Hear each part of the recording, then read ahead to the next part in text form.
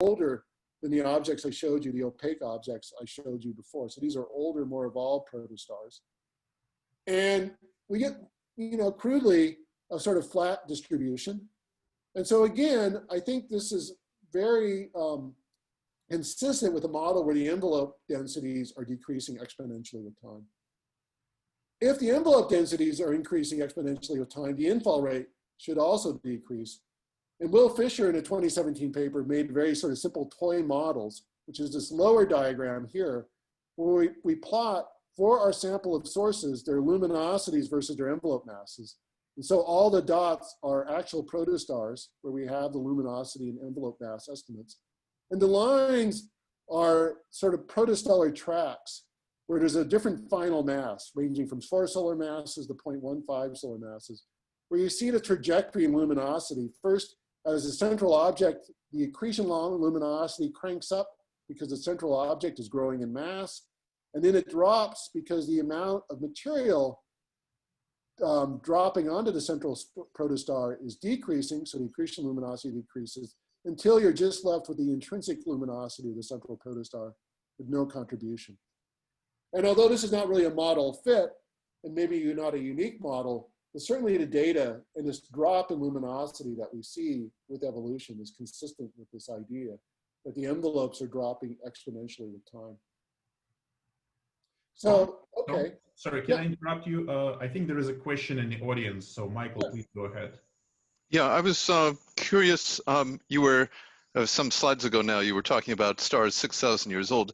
I don't know what it means. Is there a precise time that one sets t equals 0? As you've said, there's a continuum of properties here, and I wonder what it means to say the star has now formed and we can start the clock, and whether it's precise enough to talk about 6,000. Yeah, so I guess I would start the clock. We can have a debate over that, but start the clock at when the hydrostatic core forms. So I think there's a period, roughly around 6,000 years, where you go from a collapsing fragment to a collapsing fragment with a hydrostatic core. And so that's when it becomes a bona fide protostar.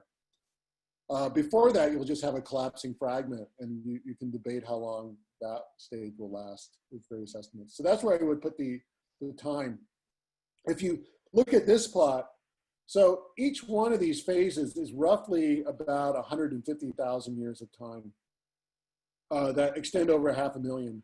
So that 6,000 year period where we think the hydrostatic cores are forming, that's a really small increment in time, interval in time compared to these. So I think that would be sort of, those are really what I would call, with the uncertainty of 6,000 years, sort of time 0 for this. And at the end of that, you have a real protostar in the sense that it's an object that's not that has an ionized, central star, hydrostatically supported star in it. I think Bruce has a question too. Yeah. He'll just need to unmute himself. Bruce? Yes, so just to follow up on that, so if you took all of the sources that you think are in this 6,000 year time range and sum up their mass and divide by 6,000 years, what seems to be the star formation rate that you would estimate just for Orion from them? Is that not? Oh, well, it would be, yeah, so it sort of goes the opposite way. I'll talk a little bit about star formation rates. We assume the lifetime of the protostars of roughly 500,000 years. And this comes to work that done by others where we use pre-main sequence stars and the assumption of a constant star formation time to get the protostar lifetime. So you actually start with the star formation rate. You then derive a protostellar lifetime from that. And then you derive the 6,000 years from that. So actually the star formation rate is sort of the starting point. And you work backwards. So how many of these 6,000 year objects do you have? 4. Oh, in total, okay. Yeah, yeah.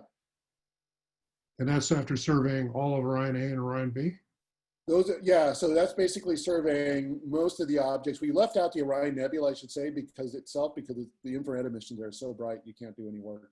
But yeah, of our sample of 330 protostars in Orion A and B, those are the 4. Great, thank you. There might be another one, but there might be 1 or 2 more, so that could adjust things, but not a factor of 2. Okay, all right. Sorry, I realize a lot of material being, piled onto everyone, so I appreciate the questions. So we have these envelopes, which I'm arguing here, sort of, exponentially. The infall rate is decreasing exponentially in time, and that material is going on to the disks. Now, the question of how do disks modulate accretion? Now, just to prove to you that these objects have disks, this is from our ALMA VLA Van Dam survey that John Tobin led of all of our targets. So it's a snapshot survey at 870 microns. You also have VLA data of many. And we detected disks here. Most of them, no, about half, I think, are resolved. And so you can see they're elongated objects. They have the masses, they have the size of the disks, and several of them where we have good data, we also see Keplerian rotations. So these things are disks, and we see them from the very beginning, the class 0 phase, we see that disks are present, right? So the material coming down from the envelope is primarily landing on the disk, and that's, I think, well established now.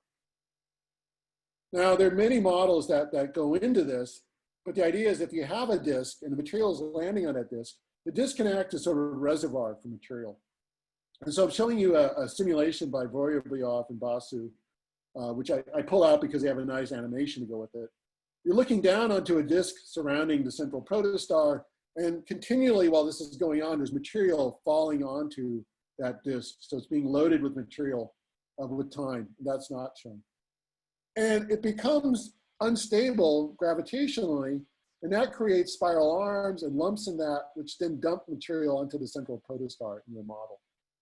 And so they calculated an accretion rate, which is that little plot at the center, and you can see their accretion rate is quite spiky, right? And so a lot of the accretion happens not through a steady mode, but through bursts. Now, it should be said that they don't model the inner part of the disk in any detail. So there's, obviously there's concerns with the models, but we also see eruptions of young stars. And so there's certainly, when you dump all this material into the central star, its accretion luminosity should jump. And these kind of bursts of luminosity have been observed. So we think this is a real phenomenon, obviously. And so this leads us to the question is accretion onto protostars typically steady or episodic? In other words, does it just sort of mostly come on in the steady form, or does it come in episodes or a mixture of both? And if it's a mixture of both, which I think is the right answer, what fraction of the mass is accreted in bursts? Now, to do this, we've used the Orion TFE observations, where we basically re-observed the whole Orion survey that we took in 2004, again at 2016 and 2017, in the two available bands. So this would be 3.6 and 4.5 microns. And I'm showing, this is the work Wafa Zakri and also Will Fisher. Wafa just got her PhD thesis on this work. And I show you on the left, two protostars, HOPS 12 and HOPS 124. And the top shows you at 4.5 microns what they look like in 2004, and then the bottom what they look like in 2016 and 2017. And you see these two protostars, HOPS 12 and HOPS 124, both class 0 objects, are undergoing bursts of luminosities where they're increasing by a factor of 7 or more. And in fact, Wafa went through the entire Orion survey. And between 2004 and 2017, she found 5 class 0 outbursts. And these are quite interesting. She cannot detect these really by any other means. You need the mid-infrared capabilities of Spitzer. And she also found 7 later protostars, class 1 to flat spectrum bursts. And so if you just assume all protostars are just randomly going through bursts, you get a sort of rate of 1 over 1,000 years. And so, in other words, a typical interval between bursts of every 1,000 years. And this is one of the first real measurements of the burst rate of protostars. There was an original measurement from Fisher et al. 2019, and we're updating it now in Wafa's work. Now, we know how often they burst. We actually know what the magnitude of the bursts are because we can see how much they increase in their magnitudes in the band, in the particular wavelength band we observed them. One of the issues is what is the duration? And just before Spitzer's mission ended, we got time with the Spitzer Beyond mission to take one more photometry point. And so at the bottom, I'm showing you light curves of HOPS 12 and HOPS 124, which are very incomplete. There's not a lot of data covering these technical difficulties. I don't know what happened there. So what we want to know is what fraction of the mass is accreted in bursts. And so we have a rate of burst, which I think is sort of converging on for protostars 1 every 1,000 years on average. You can maybe model that as a Poisson process. The duration of the burst is very uncertain. But for example, in this light curve I'm giving you to the right of the protostar HOPS 383, we find a duration of the burst 15 years. Right? The increase in the luminosity and thereby the accretion rate is roughly about a factor of 7 to 35, more so toward the 7. So they're not huge bursts. But though if we toss in all of those numbers, we find that about 10 to 30% of the mass is accreted in bursts. So it's not a huge amount. And so I think what we're finding, and of course there's a lot of uncertainties in these numbers, is that bursts are important, but they're not the dominant way that mass gets from the envelope onto the central star. Okay, I'm gonna have to go a little bit more quickly here. Things have slowed down. I did this faster in before when I was doing a quick rehearsal. But let me talk about this last phase here. What is the role of outflows in halting or slowing infall, right? Now, I'm going to focus on one very specific way of measuring the outflow, which is sort of novel. And we managed to get imaging of a lot of our protostars with the HST, which gives us basically at the distance of Orion 80 AU resolution at a wavelength of 1.6 microns. As I mentioned before, what we see at 1.6 microns is light photons from the central star, which then get scattered by structures in the surrounding envelope. On the left, I show 4 different morphologies that we typically see. One is a point source, so we're just seeing the central star. And those are actually more common than we had expected. The one to the right here is a cavity. So this is the cavity cleared by an outflow. You see the central protostar there. The other cavity is there, but it's obscured by the envelope because this thing is inclined towards us. And so we see the near side cavity, but we don't see the cavity on the other side of the envelope because of the tilt of the system. If it's edge on, we see a bipolar cavity, which is lower left. And then there's a certain number of objects which are irregular. We have just, like the object I'm showing there, I have no clue exactly what is going on. And so we spend a lot of time trying to compare these cavities. The models, just as an aside, they depend a little bit, what you see depends a little bit on dust grain size, so that's sort of fun. But ultimately, we said, what we can do is we can use these cavities to measure the size. We can use the scattered light images, I should say, to measure the sizes of the cavities. And this is important because there's this sort of classic view of star formation where basically the clearing of the envelope is what sort of sets the duration of the protostellar phase. And so you start with a class 0 protostar, which is a dense envelope, and most of the material is most of the outflow is quite narrow, and so it's only affecting a narrow part of the infalling envelope. And then that cavity broadens with age until eventually the entire envelope is dissipated and the star formation period is over, and you only have achieved an efficiency of like 30, 40%, and the rest of the material has been dissipated. And the thing is, we can see some class 0 protostellar envelopes, as you can see on the left. We see class 1, I should say, protostellar cavities, right? So here, just to step back a bit, as you see class 0 object, the central protostar is hidden. And you can actually see some of the dense material surrounding it in absorption. And you can see the near cavity in scattered light quite brightly. The back cavity, you can only see a little bit in shocked iron 2 emission. And so that's a class 0 outflow cavity. In the class 1 phase, I'm showing a bipolar cavity. So you can see both the upper and lower lobes. You can also see the absorption by a disk. And then in class 2, in this HST 1.6 microns, I just see the disk, there's no cavity. So what we did is we actually measured the volumes filled by these cavities or emptied by these cavities. And so we just fit sort of power laws to the cavity shapes. And then we calculated sort of what the volume of that sort of power law cavity is compared to the volume of the overall envelope. And so we get sort of a volume clearing fraction. And we looked at that as a function of evolution, which is given by the spectral energy distribution. So evolution is going from the left to right. And what we found, the literature points are the open points. The points that we derived from our survey are the red points. We find that there's actually no real evolution of the cavity sizes, that we find small cavities with very evolved objects. And in fact, this one object here, this class 1 object, TOPS 136, it's basically done. The envelope is very low density. We've measured it. Most of the mass is on the central star. It's basically finished, and yet it actually has a very narrow cavity. And so in this particular instance, at least as measured, the outflow was not responsible for clearing most of the gas.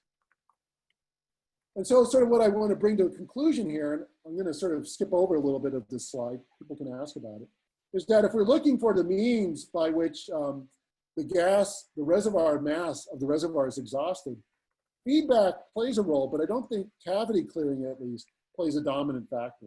And so their classic view is not quite right. There's got to be other factors involved in dissipating the envelope, stopping star formation.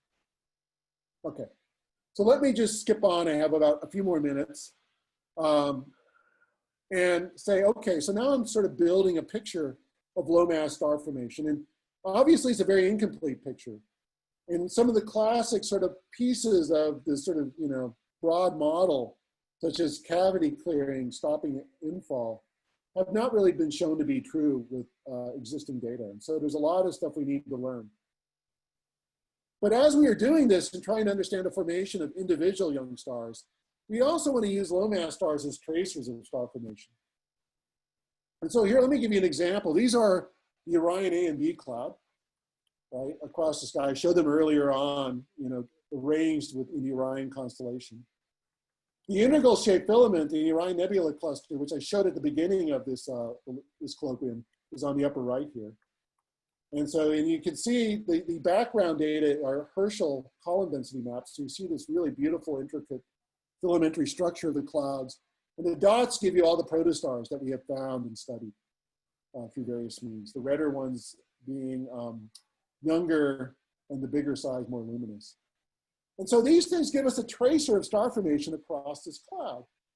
And you can use them to estimate star formation rates. And you can use this very simple math. So for example, say I want to estimate the star formation rate in the subregion of the cloud, say the Orion Nebula cluster. I could just take the number of YSOs in there, and I can take an estimate of the lifetime of the YSOs, which I can get from various means. And I can just take the ratio of that, and I have a star formation rate. And so it's literally just counting stars, dividing by their lifetimes, and saying, okay, this is the rate, at least the average rate.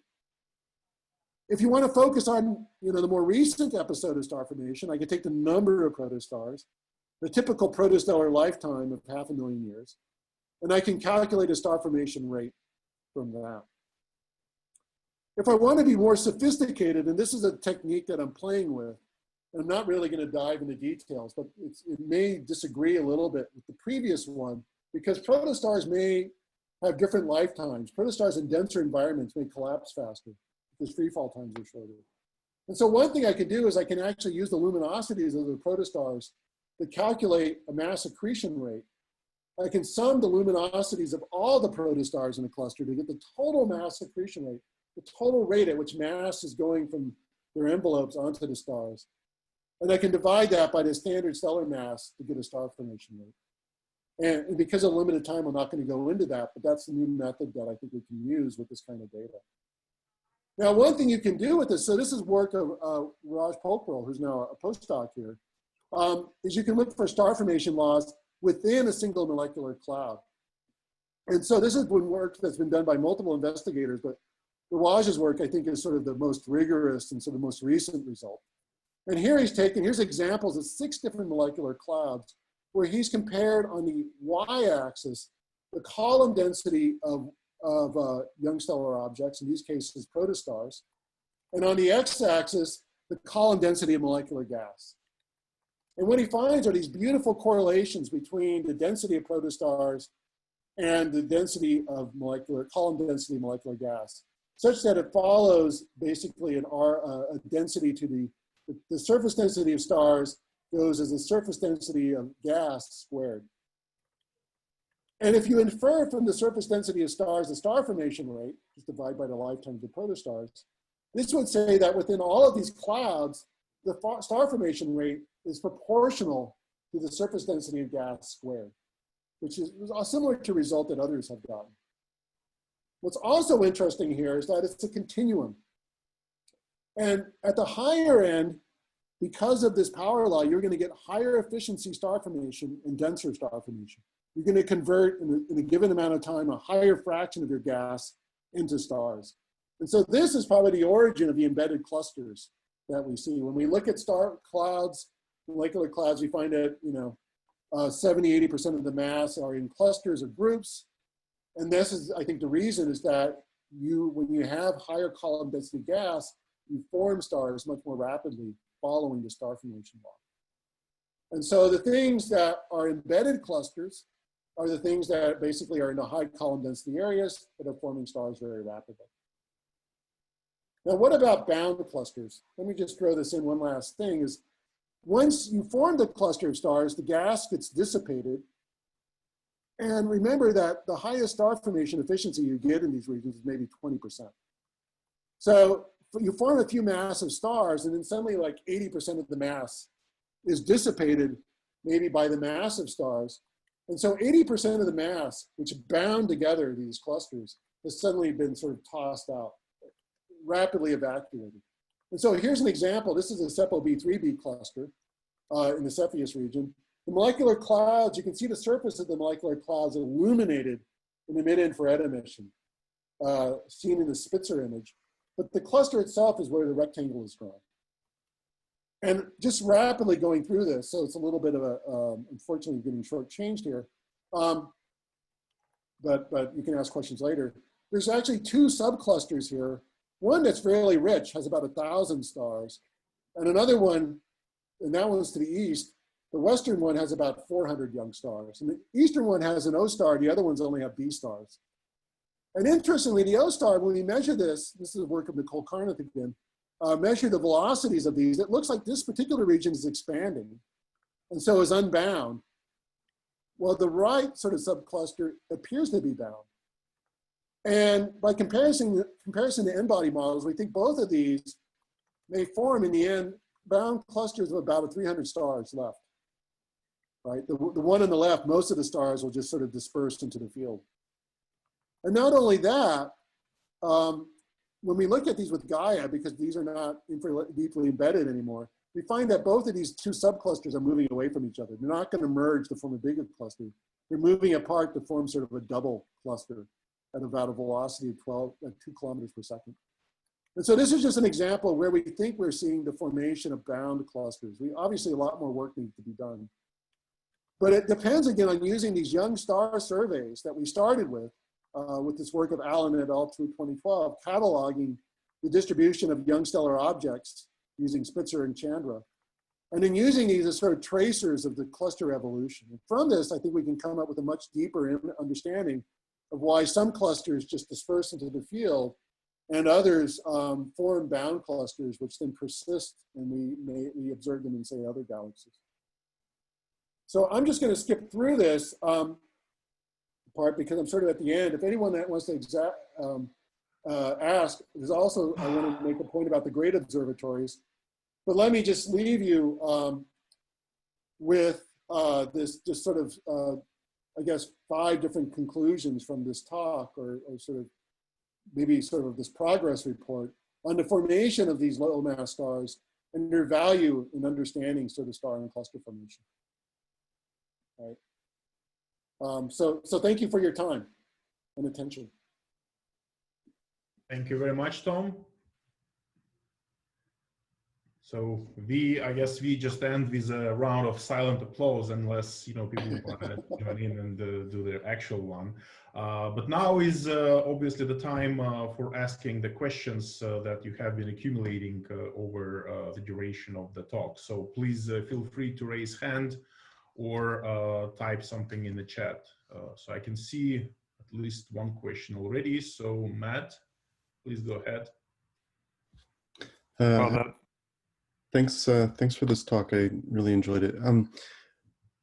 I was wondering what the latest is on relationships between the protostellar core mass function and the initial mass function of stars. Yeah. Yeah, I mean, there's a number of groups that say you can form, so the idea is that there's this core mass function.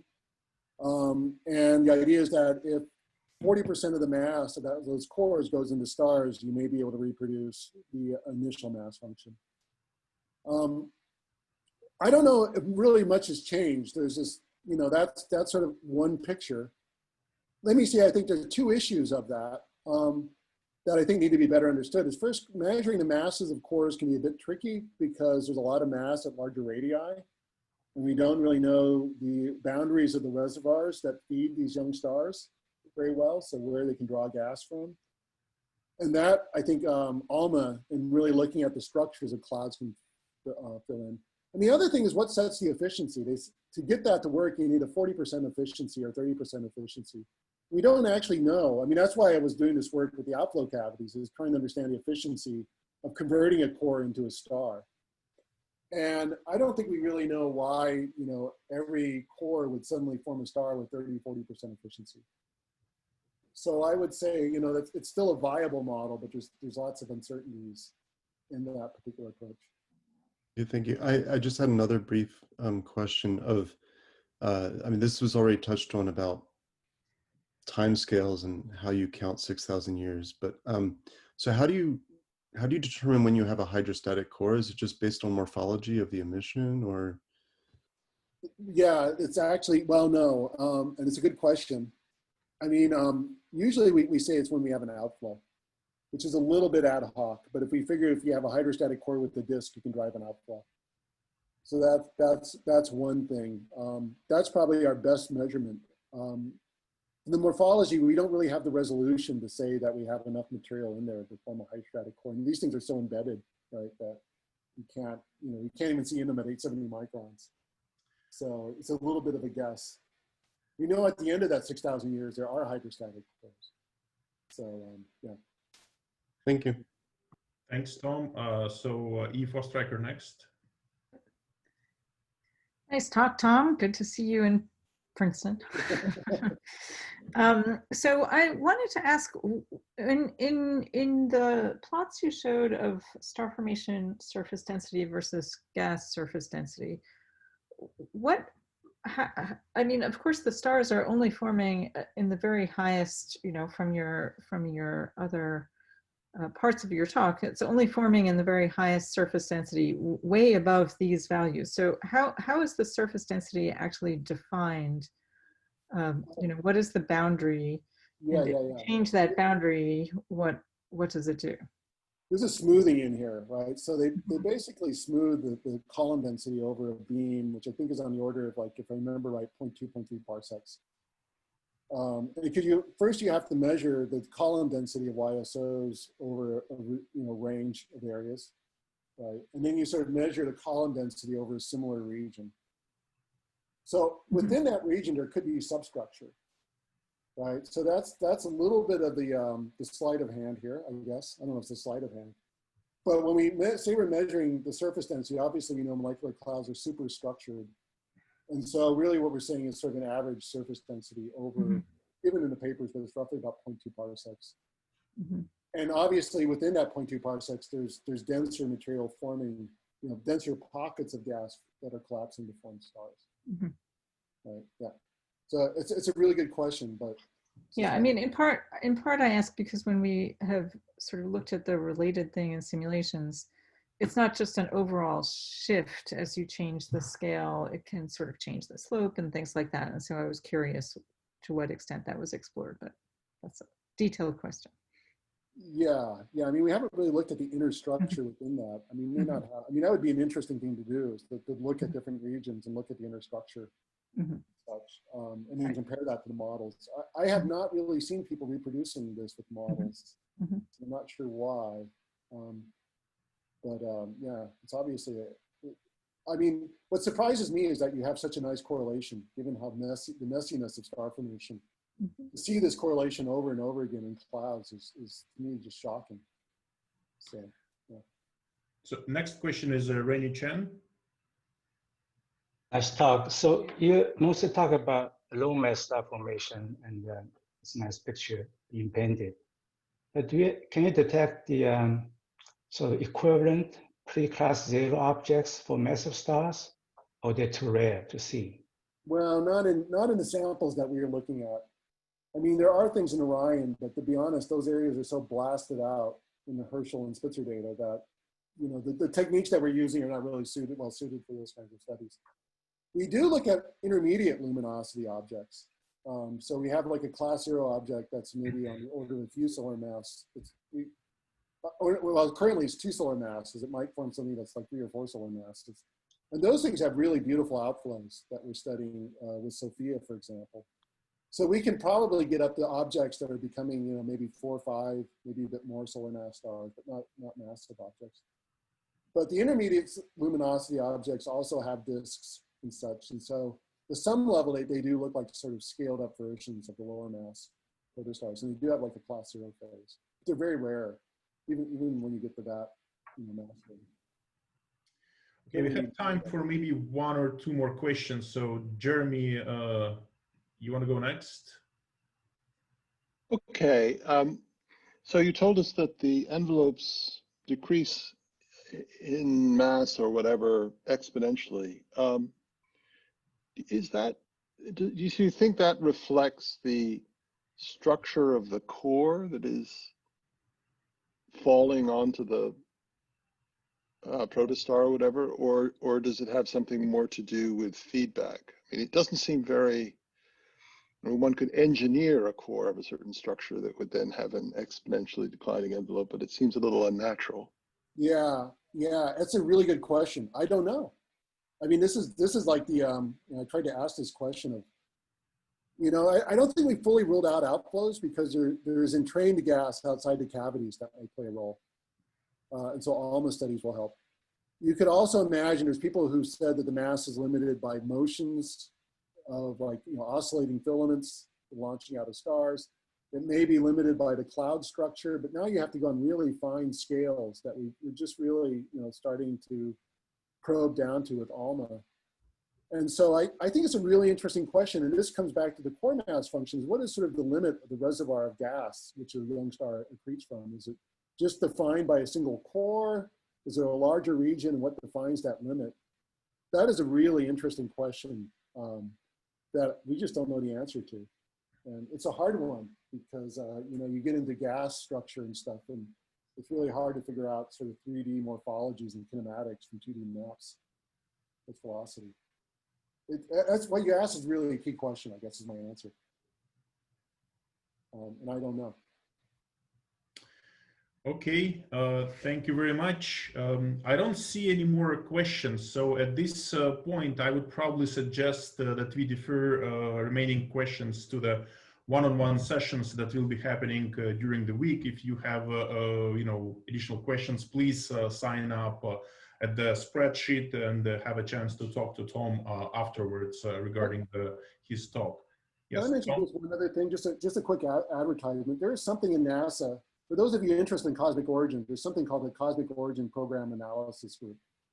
And we're actually, the executive committee of that is actually looking for new members. There's an advertisement on it. So if you're interested in cosmic origin, particularly if you're a more junior member of the field, because I think we need more perspective from less senior people, then you should consider putting in a sort of a self-nomination for that. We do things like studying sort of the future of wavelength, multi-wavelength astronomy, also issues of inclusion and diversity in the field and everything. So it's really sort of an interesting group, and I encourage people to get involved. Sorry, my last little advertisement for that. Okay, great, Tom. Thanks for this advertisement. And just wanted to remind everybody that you know, we'll see each other pretty soon in 25 or so minutes at the Bacal lunch. And then please, you know, sign up for the meetings with Tom. So thank you very much, Tom, for this great colloquium. We appreciate it very much. Very interesting. Thanks everyone. Thank you.